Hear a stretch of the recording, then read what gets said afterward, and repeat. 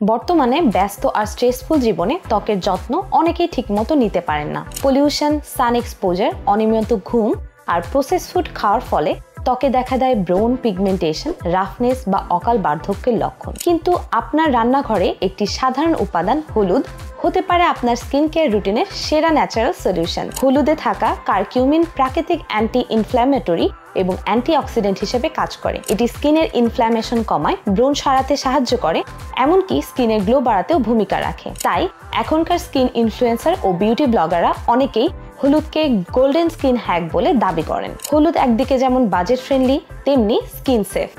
আপনি যদি toxin free skin care follow করেন তাহলে হলুদ হবে আপনার জন্য বেস্ট চয়েস। তবে একটা কথায় মাথা রাখা জরুরি, হলুদের দাগ খুব স্ট্রং হতে পারে, তাই ঘরে ব্যবহার করার সময় পুরনো তোয়ালে বা ক্লথ ইউজ করা বেটার।